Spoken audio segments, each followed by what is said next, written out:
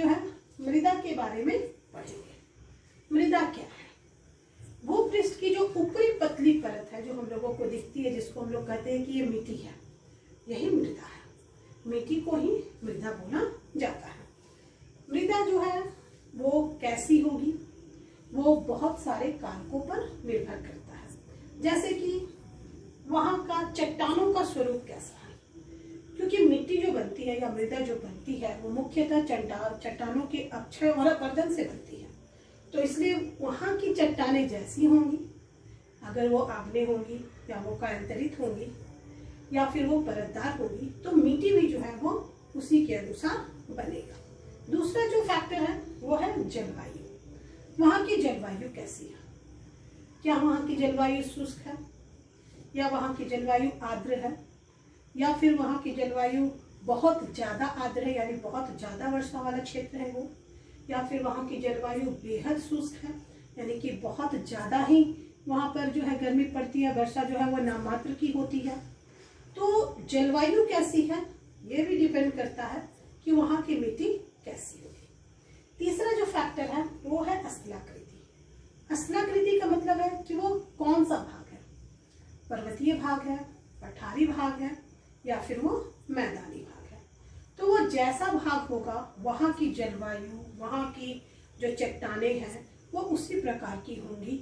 वहाँ पर जो है अन्य जो स्रोत होंगे वो वहाँ के ही होंगे, इसलिए वहाँ की जो मिट्टी है वो कुछ न कुछ विशेषता ली रहेगी। चौथा है जैव पदार्थ। चूंकि मिट्टी का जो निर्माण है उसमें बहुत सारे जैव पदार्थ भी शामिल होते हैं। पेड़ के पत्ते जो गिरते हैं वो भी जैव पदार्थ हैं। बहुत सारे छोटे मोटे कीड़े मकोड़े जो मरते हैं वो भी जैव पदार्थ है। बहुत सारे जो जीव जंतु मरते हैं वो भी मिट्टी में जो है वो घुल मिल जाते हैं, वो भी जैव पदार्थ है। तो वो जैव पदार्थों की उपस्थिति जो है यानी कि ह्यूमस की जो उपस्थिति है वो भी मिट्टी के स्वरूप को निर्धारित करती है कि मिट्टी कितनी उपजाऊ होगी या अनुपजाऊ होगी।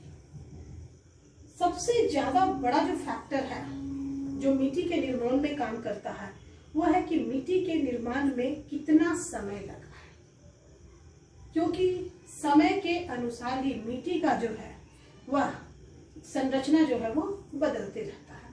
तो इसलिए मिट्टी कैसा होगा वो इन 5 कारकों पर निर्भर करता है।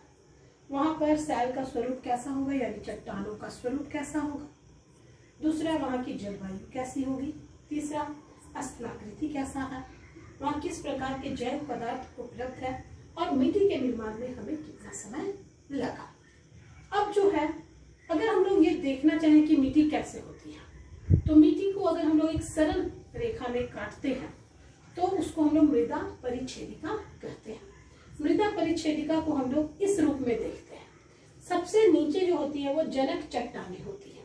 जनक चट्टानें मतलब वो चट्टानें जिनसे कि मिट्टी का निर्माण हुआ है। ये जनक चट्टानें जो है वो अक्षयित होती है, मतलब कि वो टूटती फूटती है और टूट फूट करके वो जो है मृदा का निर्माण करती है। अब इस टूटी फूटी चट्टानी भागों में जो है बहुत सारे बालू, गाद, क्ले जो है ये सभी मिक्स हो जाते हैं और ये मिक्स होकर के मृदा का एक परत बनाते हैं। और सबसे ऊपर जो है ह्यूमस और वनस्पति है, जो कि आप घास फूस जो हम लोग देखते हैं वो ऊपर में मिट्टी के उगे रहते हैं। तो ये सभी मिलकर के जो है मिट्टी का निर्माण करते हैं। यानी कि मिट्टी को अगर हम लोग परिच्छेदिका के रूप में यानी कि एक सरल काट के रूप में देखते हैं तो हम लोगों को इस तरह का मुख्यतः 3 लेयर जो है ये दिखता है। जनक चट्टानों का अक्षयित चट्टानी पदार्थ, और तीसरा जो है बालू गाद के साथ उपमृदा, जिसके ऊपर की हम लोगों को ह्यूमस और वनस्पति दिखती है।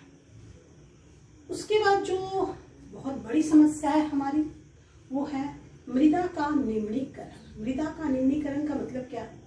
इसका मतलब है कि मृदा के उपजाऊपन में कमी आना। आखिर वैसे कौन से कारक हैं जो मृदा को उपजाऊ नहीं रहने दे रहे हैं, या वैसे कौन से कारक है जिसके कारण मृदा का जो है वो ऊपरी परत वो नष्ट हो जा रहा है, जो कि वाकई सबसे ज्यादा उपजाऊ होता है, जो कि पेड़ पौधे के विकास के लिए सबसे ज्यादा आवश्यक होता है। तो यहाँ पर देखिए जो मृदा के निम्नीकरण के जो महत्वपूर्ण कारण आते हैं उसमें सबसे पहला कारण है वनोन्मूलन।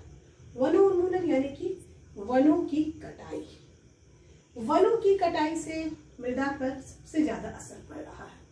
देखिए, पेड़ पौधे जो होते हैं वो नीचे जड़ों तक मिट्टी को पकड़े रहते हैं जड़ों से। इस कारण क्या होता है, चाहे बहुत ज्यादा तेज हवा आए, चाहे फिर बहुत जोरों की बारिशें क्यों ना हो या भूस्खलन हो, पेड़ जो है वो मिट्टी को बहुत कस के पकड़े रहते हैं, जिस कारण मिट्टी जो है वो इस तरह से न तो उड़ के बाहर जा सकती है, ना ही वो जो है बहकर आसानी से जा सकती है। लेकिन जैसे जैसे मनुष्यों ने विकास किया, जिस चीज को हम लोगों ने सबसे ज्यादा हानि पहुंचाई वो है वन। हम लोग वनों को काटते चले गए। नतीजा ये हुआ कि वनों के न रहने के कारण जो ऊपरी परत की मृदा है वो तेज आंधी के साथ बह जाती है, उड़ जाती है, तेज पानी की रफ्तार के साथ वो बह जाती है। दूसरा जो कारण है वो है अतिचारण। होता क्या है, हमारे यहाँ हम लोग कल की क्लास में देखे कि हमारे यहाँ जो है पशु चारण के लिए जो है विशेषकर खेती नहीं की जाती है, यानी चरागाह भूमि का विकास हमारे देश में उतना नहीं हुआ। तो इस कारण क्या करते हैं कि जब हमारे यहाँ खेतों में फसलें कट जाती हैं तो हम लोग क्या करते हैं, पशुओं को छोड़ देते हैं कि वो खा करके नष्ट कर लें जो भी है बचे हुए, और वो खेत जो है वो एक तरह से खाली हो जाता है ताकि फिर कुछ दिनों बाद उसमें दूसरी फसल रोपी जा सके। लेकिन हम लोग ये नहीं ध्यान देते हैं कि पशु जो है वो चरते चरते क्या करते हैं, मिट्टी को कुछ ज्यादा ही ढीला कर देते हैं, और यही ढीली मिट्टी में जब अचानक से बारिश होती है तो ये मिट्टी जो है वो पानी के साथ बह जाती है, या फिर बहुत जोरों का अंधड़ आता है तो ये पानी जो मिट्टी है वो हवा के साथ उड़ जाती है। तो इन दोनों कारणों से भी जो है मिट्टी की ऊपरी परत जो है वो हट जाती है, जिसके कारण मिट्टी का निम्नीकरण हो जाता है, यानी वो अनुपजाऊ हो जाती है। तीसरा जो कारण है वो रासायनिक उर्वरकों का प्रयोग है।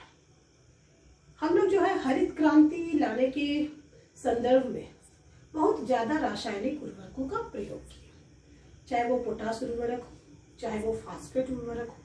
ये दोनों ही उर्वरक जो है ठीक है हमारी फसल के लिए ये बेहद जरूरी थे, लेकिन हमारी अज्ञानता के कारण क्या हुआ कि हमें जितनी उर्वरक की आवश्यकता थी हमने उससे कहीं ज्यादा मात्रा में उर्वरकों का प्रयोग किया।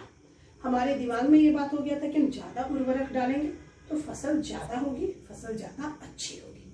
इसके कारण क्या हुआ कि ये जो उर्वरक है वो पानी में धुल करके मिट्टी के साथ मिलते चले गए। चूंकि उनकी बहुत आवश्यकता नहीं थी, पेड़ पौधों को जितनी आवश्यकता थी वो उतना ले लिया, बाकी उर्वरक जो है वो मिट्टी में घुलकर मिल गया, और ये जो है आज मिट्टी को अनुपजाऊ बनाने का बहुत बड़ा कारण है। कीटनाशकों का प्रयोग, ये भी वही है कि हम लोग अपने फसलों की रक्षा करने के लिए बहुत तरह के कीटनाशकों का प्रयोग करते हैं। पहले लोग जो है वो नीम की पत्तियों को या फिर और भी बहुत सारे ऐसे पदार्थ थे जिसका इस्तेमाल करते थे, वे लोग गोबर का प्रयोग करते थे ताकि जो है कीड़े न लगे पेड़ पौधों में। लेकिन अभी क्या है कि हम लोग मैक्सिमम जो है वो बाहरी कीटनाशकों का प्रयोग करते हैं। ये कीटनाशक कितना हमको प्रयोग करना है, कितने लीटर पानी में उसकी कितनी मात्रा मिलानी है, हम इन सब की जानकारियां नहीं रखते हैं और हम बस प्रयोग किए जाते हैं। इसका भी यही रीजन हो रहा है कि जो भी कीटनाशक है जो फलों में या फिर पेड़ पौधे में जो इस्तेमाल हो रहे हैं वो पानी के साथ साथ जमीन में भी जा रहे हैं और मृदा के जो है उपजाऊपन को कम कर रहे हैं।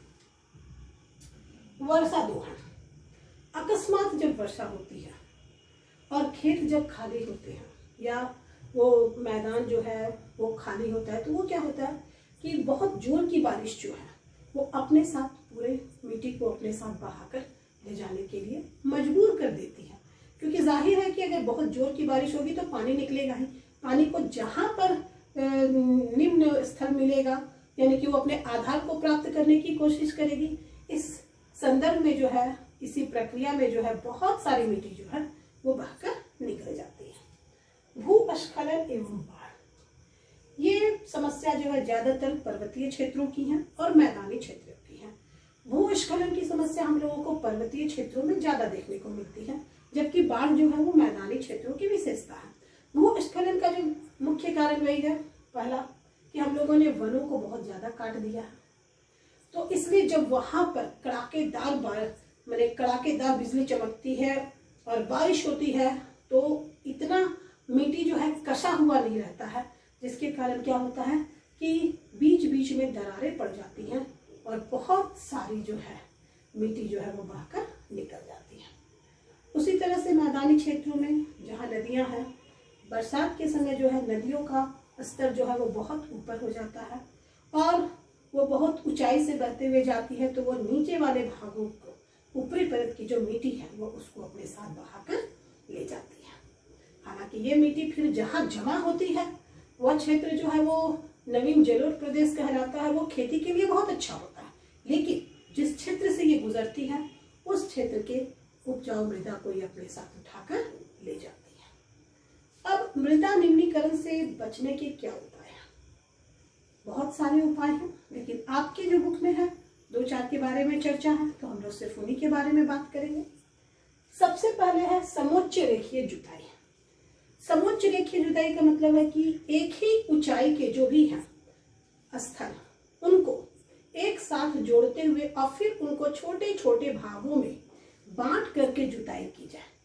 इससे क्या होगा कि चूंकि एक ही ऊंचाई पर रहेंगे वे सभी, तो जो मिट्टी है वो बारिश के पानी से नीचे नहीं जाएगी, बल्कि एक श्रृंखला से दूसरे श्रृंखला में जाएगी या दूसरे श्रृंखला से तीसरे श्रृंखला में जाएगी और मिट्टी का जो ऊपरी परत है वो बचा रहेगा।